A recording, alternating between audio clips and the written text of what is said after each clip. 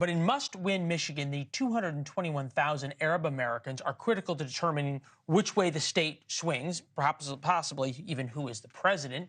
Trump called Harris out for her lukewarm support with Arab supporters in Michigan, saying if Kamala gets 4 more years, the Middle East will spend the next 4 decades going up in flames. Your kids are going to be going off to war, maybe even a third world war, something that will never happen with President Donald J. Trump.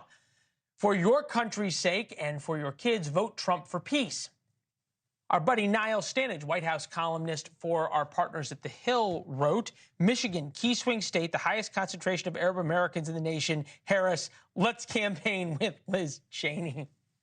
Niall's with us now. Nicely done, my friend. Give me what your thoughts are. Thank you, Leland.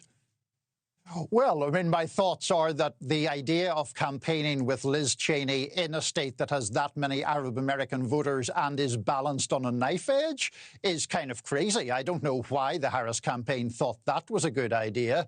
One can argue one way or another about former President Trump's policies in that part of the world, but in pure politics, that's just serving him up a softball, and I can't really blame him for pinning back his ears and whacking it. Well, there you go. When somebody throws you a soft pitch in politics, you take it. You talk about this knife edge, and you've covered this. You and I have different views of policy. But has this White House and now Kamala Harris's campaign had a problem with that they wanted to have it both ways, right? They wanted to get credit from Arab Americans for trying to push Israel to a ceasefire, even though you think they haven't done enough, fine, but they wanted that credit. And they want credit from Jewish Americans and from pro-Israel Democrats and independents for supporting Israel. Yes, I think that's completely fair. It is also just a fact that the Democratic base itself is very, very divided on this topic.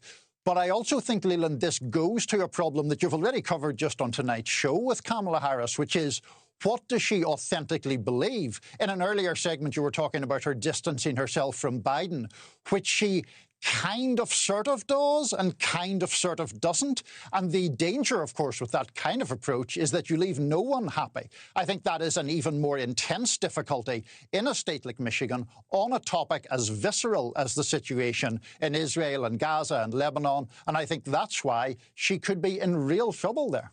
Yeah. Look, it's an excellent point, because on issues that both sides have staked out absolute positions, Trump on immigration, Democrats, like it or not, absolute positions on abortion, things have worked out well for them on those issues. When you lack moral clarity, when you lack one thing, you can't have it both ways in politics. Niall, great tweet. Everyone should follow you and keep reading your stuff on The Hill. Niall, good to see you. Hey, thanks for watching. Go to joinnn.com to find NewsNation on your screen. And don't forget, click the red subscribe button below to get more of NewsNation's fact-driven, unbiased coverage.